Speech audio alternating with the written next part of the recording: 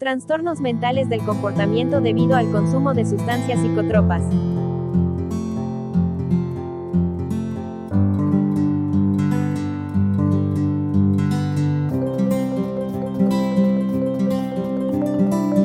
Sociodrama.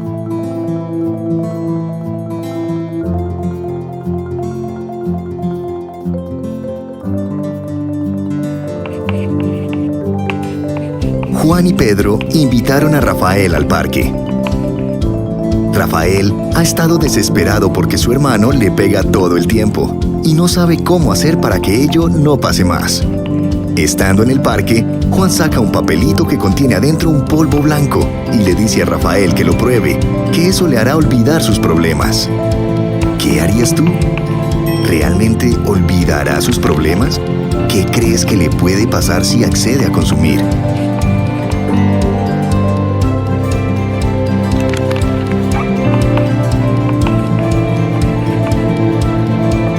Supongamos que Rafael accede a probar el polvo. Olvidará el problema con su hermano solo por pocas horas. Luego estará completamente angustiado y deprimido. En próximos días irá en busca de más polvo blanco. Con el tiempo, la sustancia producirá efectos muy dañinos en su cuerpo y será dependiente de ella. No volverá a ser el mismo. Pero ahora supongamos que Rafael decide decir no a sus amigos y retirarse del lugar. Sus problemas seguirán rondando en su cabeza, pero tendrá muchas opciones para solucionarlos, como hablarlo con sus padres o con alguien más de confianza. Su cuerpo y su mente estarán libres de sustancias que le hagan daño, pensará mejor, tomará buenas decisiones, tendrá una buena salud y logrará lo que se proponga. Los niños, niñas y adolescentes también pueden elegir y tomar sus decisiones. Decir no y pedir ayuda es sabio, necesario y muy efectivo. Nuestro tiempo es ahora. Cannabinoides.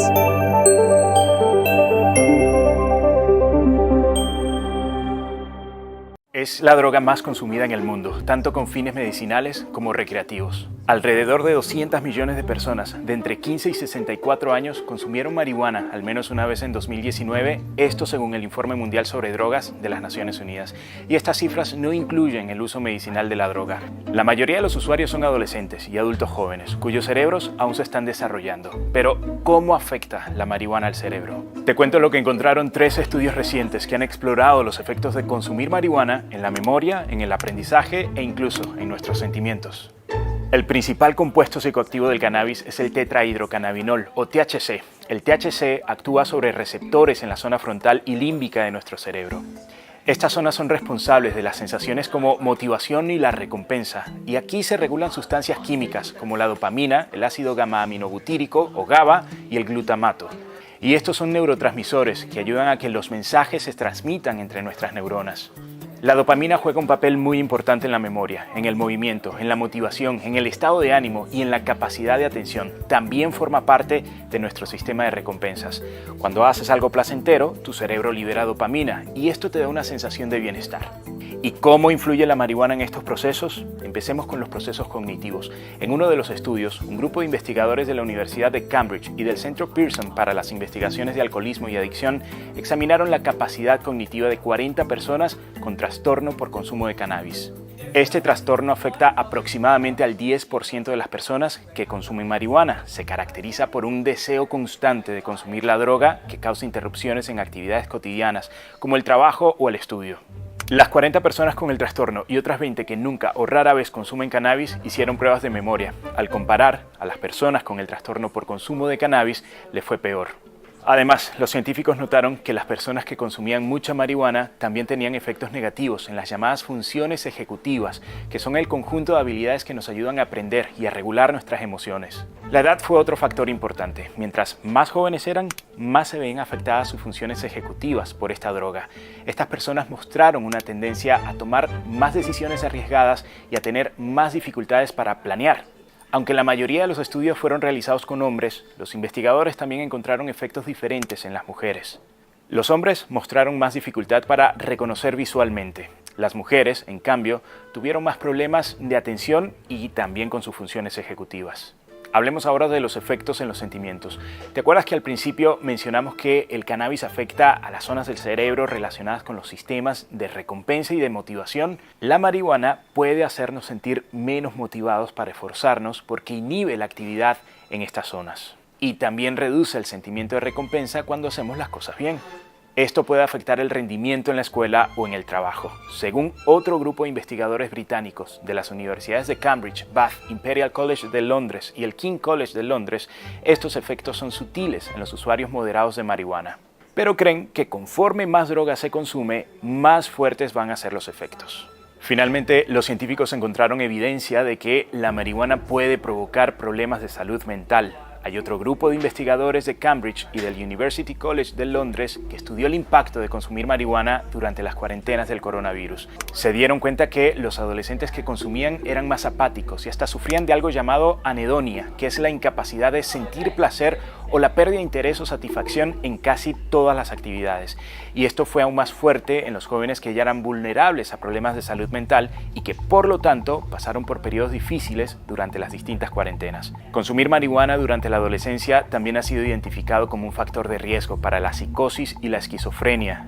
Un estudio mostró que el consumo de cannabis aumenta moderadamente el riesgo de síntomas psicóticos en los jóvenes, pero el riesgo es aún mayor en aquellos con una predisposición a la psicosis. Los investigadores aún no saben por qué el cannabis estaría relacionado con estos episodios psicóticos. Es posible que sea por el efecto que tiene la droga sobre neurotransmisores como la dopamina y el glutamato. Otro estudio de 780 adolescentes sugirió que la asociación entre el consumo de cannabis y las experiencias psicóticas puede deberse al efecto de la marihuana en una región del cerebro llamada uncus.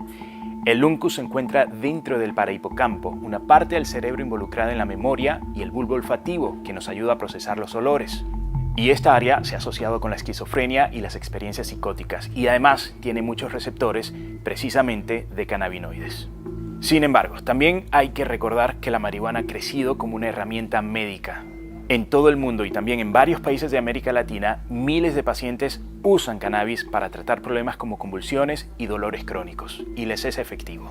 Es probable que los efectos cognitivos y psicológicos de los que hemos estado hablando sean diferentes dependiendo de la dosis y la frecuencia de uso de la droga.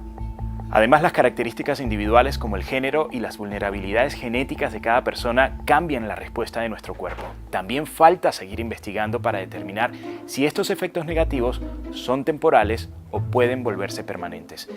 La buena noticia para quienes consumen cannabis de manera moderada o muy poca es que según estos estudios, los impactos negativos parecen disminuir en lo que se detiene el consumo. Pero mientras los científicos hacen más estudios y experimentos, a los investigadores les preocupa el efecto que tiene el uso prolongado e indiscriminado de la droga, principalmente para los cerebros en desarrollo, como el de los adolescentes.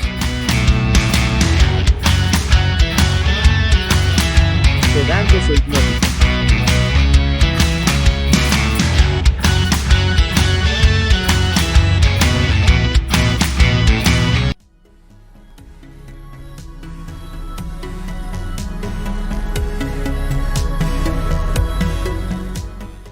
Buenos días, soy el Dr. Carlos Calle. El día de hoy les voy a hablar sobre un tema muy interesante sobre lo que son sedantes hipnóticos, sobre lo que se llaman las drogas Z.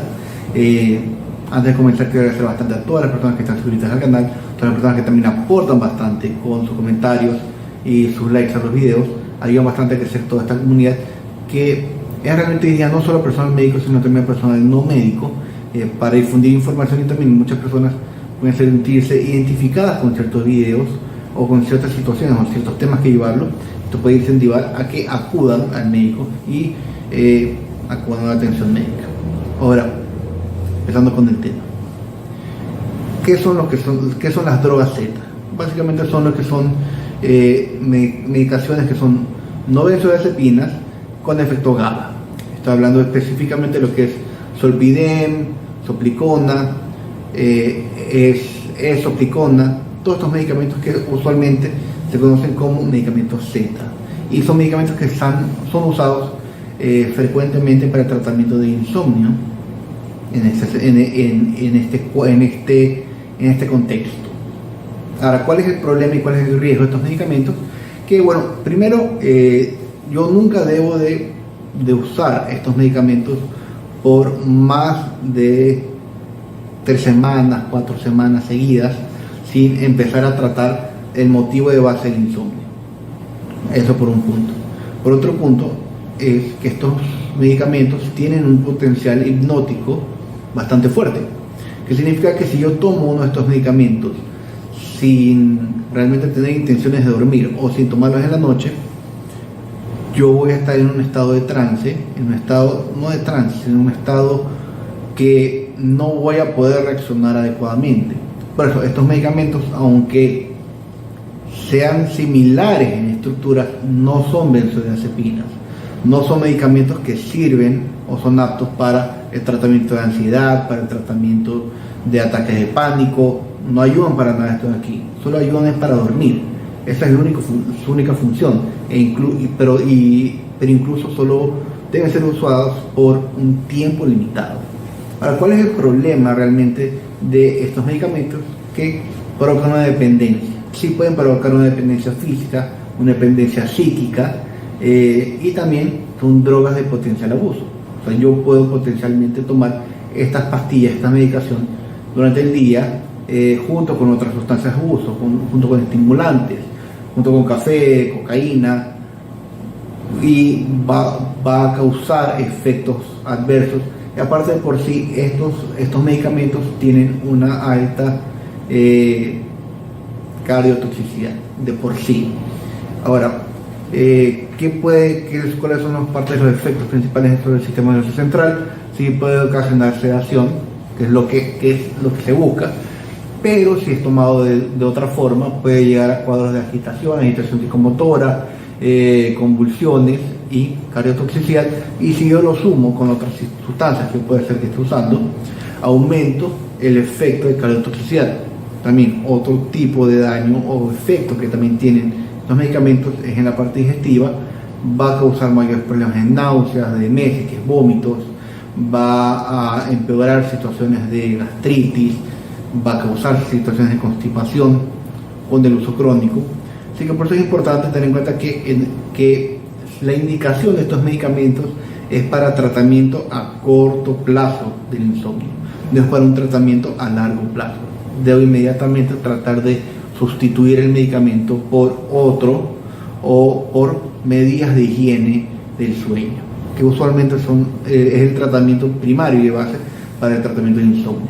Ahora, ¿cómo es el tratamiento? O sea, ¿cómo es el tratamiento para estos casos de intoxicaciones por estos tipos de drogas? Usualmente se usa el flumacenilo, que es el antídoto específico también para benzodiazepinas, pero también como comparte varios receptores, también actúa sobre lo que son drogas Z. No actúa completamente, pero sí ayuda a revertir ciertos efectos. Igual en situaciones de intoxicaciones agudas se tiene que hacer siempre y primordialmente lo que es el manejo de soporte vital, el manejo de los signos vitales, antes que usar simplemente lo que es un antídoto. El flumacenilo va a ayudar para revertir y para actuar sobre ciertos receptores que comparten junto con las benzodiazepinas, pero no va a ser tan efectivo como es el flumacenilo con las benzodiazepinas. Ahora, esto aquí realmente es para también dar evidencia que estos medicamentos, aunque son de venta libre, no se necesita una prescripción médica usualmente, si tienen un alto riesgo, si tienen un alto potencial de complicación y de abuso. Así que es importante tener en cuenta esto de aquí, el uso adecuado, el uso saludable de estos medicamentos. Sí tienen una aplicación terapéutica, pero hay que saber cómo usarlos. Ahora, Cocaína.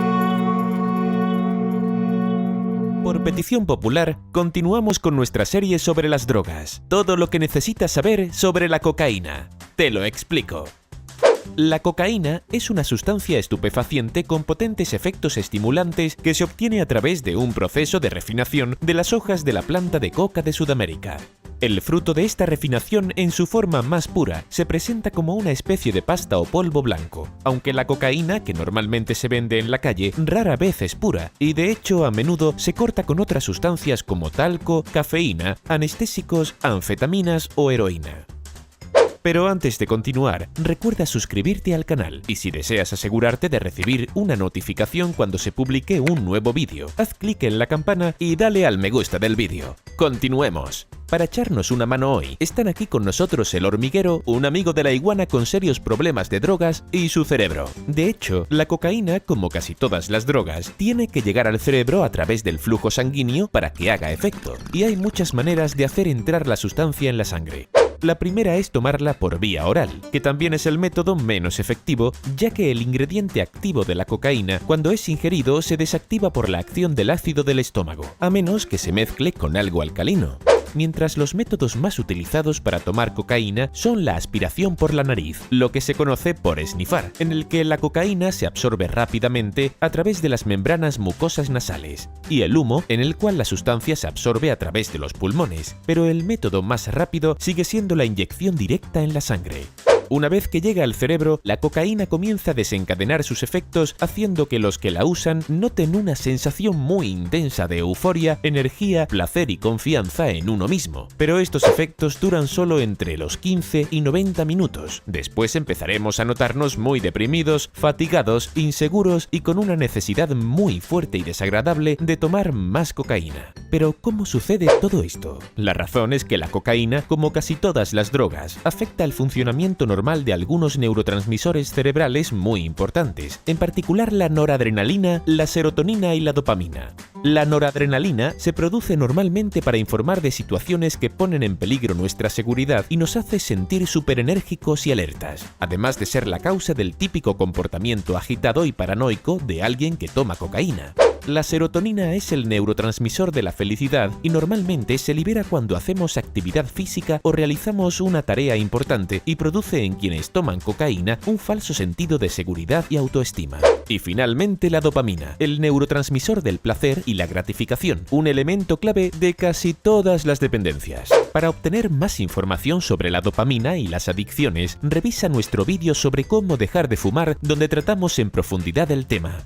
Mientras tanto, aquí puedes ver una versión corta. Cuando experimentamos algo agradable, por ejemplo, cuando comemos una porción de tarta, nuestro cerebro libera dopamina haciéndonos apreciar el momento y fijándolo en nuestra memoria para hacernos querer repetir la experiencia. Al tomar cocaína sucede exactamente lo mismo, aunque en realidad no haya pasado nada particularmente positivo para nuestro cuerpo.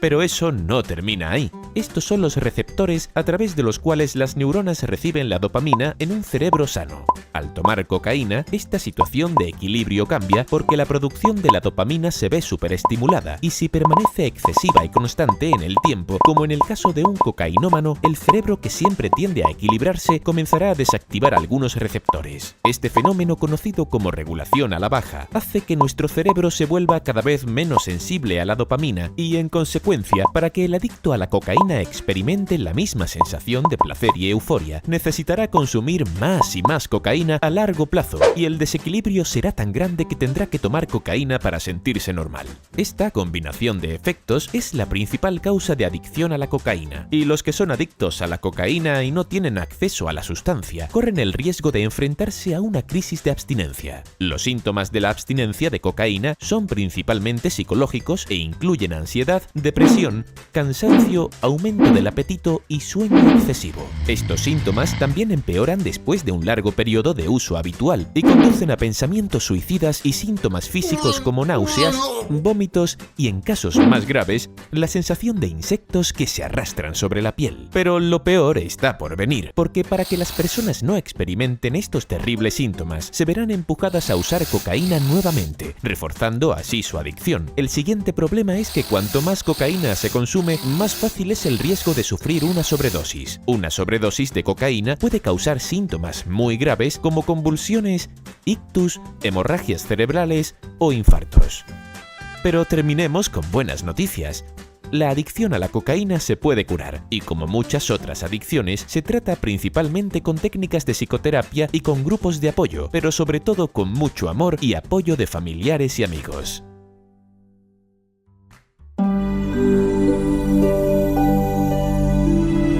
Cafeína.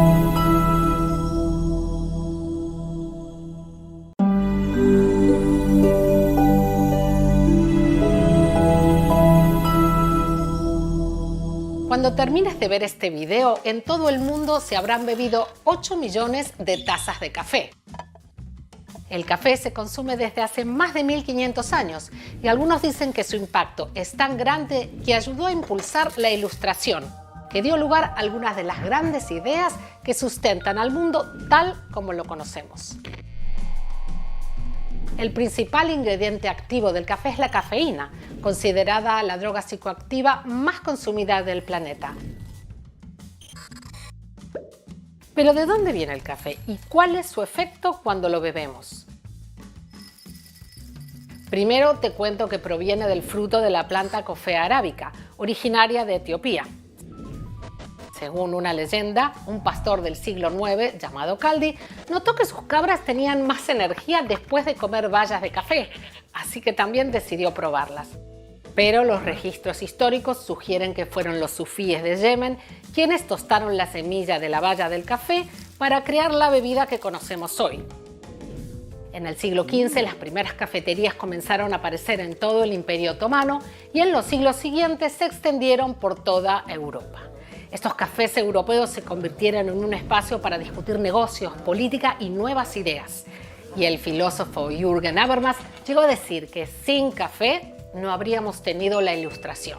Y fueron justamente las ideas de este movimiento cultural e intelectual europeo las que cambiaron radicalmente el mundo, llevaron al derrocamiento de monarcas, al crecimiento de la democracia y a grandes descubrimientos científicos. ¿Y qué tuvo que ver el café con todo esto? I do agree that it's altered the course of history, and of Western history in particular. So coffee shops started popping up in Europe in the 1600s. And at that time, Northern Europeans were drinking several liters of beer a day. Low alcohol, but still several liters of beer a day because it was the safest beverage to drink. So it's no accident that these ideas about democracy, rationality, and empiricism, and science and capitalism emerged from the coffee houses. Aunque también el café tuvo un papel en la trata de esclavos. Los franceses utilizaron esclavos de África en las plantaciones de Haití y a principios del siglo XIX Brasil producía 1/3 del café del mundo con mano de obra esclava. Algunos incluso dicen que ayudó a impulsar el capitalismo. Pero avancemos hasta el presente. Actualmente se consumen 2.000 millones de tazas de café al día. Es una industria que genera 90.000 millones de dólares al año y forma parte de la vida cotidiana de miles de millones de personas. Pero ¿cómo afecta el café a nuestro organismo? Cuando la cafeína ingresa al sistema digestivo, se absorbe a través del intestino e ingresa al torrente sanguíneo, aunque sus efectos solo comienzan a sentirse cuando llega al sistema nervioso. La cafeína tiene una estructura química muy similar a una sustancia producida por nuestro propio cuerpo, la adenosina. La cafeína se une a los receptores de adenosina del cuerpo que se pueden encontrar en la superficie de las células nerviosas. Es como una llave que abre una cerradura. La adenosina es conocida por ralentizar el sistema nervioso simpático y por tanto reduce el ritmo cardíaco y genera un estado de somnolencia y relajación. Al bloquear estos receptores, la cafeína genera el efecto contrario. La presión arterial, por ejemplo, puede aumentar ligeramente, especialmente si no estás acostumbrado a tomar café con frecuencia. Lo mismo ocurre con la actividad cerebral. La cafeína estimula el cerebro, reduce el hambre y ayuda a mantenerte alerta para que puedas concentrarte por más tiempo. La cafeína puede tener un impacto positivo en el estado de ánimo, inhibir la sensación de fatiga e incluso mejorar el rendimiento físico. Por eso muchos deportistas la utilizan como complemento. Todos estos efectos pueden durar entre 15 minutos y 2 horas.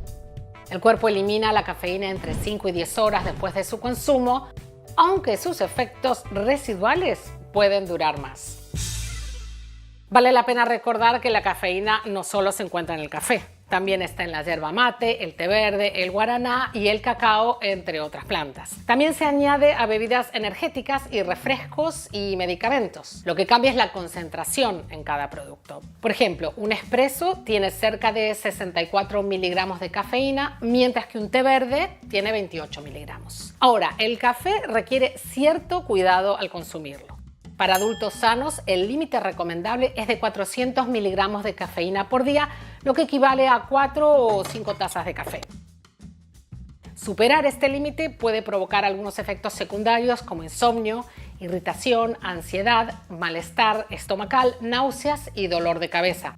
Por supuesto, todos estos límites varían porque algunas personas son genéticamente más sensibles a la cafeína. Pero cuando se disfruta con moderación, el café puede ser bueno para la salud. Puede ayudar a disminuir el riesgo de diabetes, de algunas enfermedades cardiovasculares y hasta de Parkinson. Y estos beneficios para la salud no solo están relacionados con la cafeína.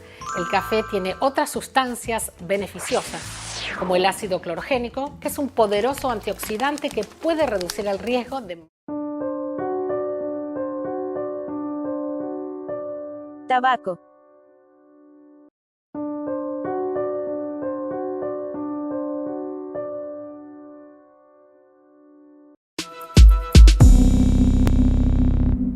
¿Qué hace el tabaco en tu cerebro? Si has visto la nueva serie de Sherlock Holmes, recordarás que se ponía parches de nicotina para pensar mejor. ¿Pero es esto cierto? La nicotina es una droga muy curiosa. En dosis bajas es estimulante y actúa sobre la adrenalina y la dopamina, igual que la cocaína o las anfetaminas. Aumenta la concentración, la memoria y quita el apetito. Pero en dosis más altas es relajante, porque aumenta los niveles de serotonina y endorfinas, calmando el dolor y activando los mecanismos de recompensa, igual que la heroína. Los fumadores saben esto sin saberlo, toman caladas más cortas y rápidas para activarse y más lentas y profundas para relajarse. En una dosis aún más grande la nicotina es letal. Una sola gota en tu sangre te mata en minutos. La nicotina funciona suplantando a uno de los neurotransmisores más importantes del cerebro, la acetilcolina, que regula cosas como los recuerdos, el aprendizaje, las emociones o el movimiento del cuerpo. Si no tienes suficiente acetilcolina tendrás pérdidas de memoria y depresión. Con la nicotina de solo 3 cigarrillos, todos los receptores de acetilcolina del cerebro quedan saturados por esta molécula impostora. Pero unos minutos después de fumar, los niveles bajan bruscamente. El cerebro entra en pánico porque las neuronas se han quedado sin estimulación. Así se produce la adicción a la nicotina. La propia nicotina provoca una ansia mayor por conseguir nicotina. Parece que una dosis calma y relaja, pero en realidad es solo una vuelta a la normalidad después del síndrome de abstinencia que produce la propia nicotina. Tu cerebro se ha averiado. Ahora ya no sabe funcionar normalmente con acetilcolina y en su lugar necesita la nicotina. Además, se crean asociaciones entre la nicotina y otros estímulos agradables, como estar en compañía de otras personas, beber, comer o el sexo. Esto es lo que muchos llaman la adicción psicológica. Sin embargo, hacer a tu cerebro adicto a una sustancia no tendría que afectar tanto a la salud de tu cuerpo. El problema aquí es cómo se obtiene la nicotina, aspirando el humo de las hojas del tabaco al quemarse. Y ese seguramente es el peor método posible. El tabaco, tanto los cigarrillos como los puros, la picadura, contiene más de 7.000 compuestos, de los cuales 250 son tóxicos conocidos y 70 son cancerígenos. Entre ellos está el alquitrán, cianuro, benceno, amoníaco, plomo, formaldehído, metanol e incluso elementos radioactivos. El tabaco incrementa las posibilidades de sufrir cáncer de pulmón en un 2000%, más de 20 veces. Si nos dijeran que todos esos venenos están en el aire de una habitación, no entraríamos. Y sin embargo muchas personas deciden meterlos directamente en sus pulmones. Los parches o los cigarrillos electrónicos no solucionan de por sí la adicción a la nicotina porque contienen nicotina, pero sin duda son una forma más limpia de conseguir tu dosis sin todos los demás contaminantes. De todos modos, si te preocupa la salud de tu cuerpo, lo mejor es que te alejes del tabaco. Y si te preocupa el buen funcionamiento de tu mente, no empieces con la nicotina.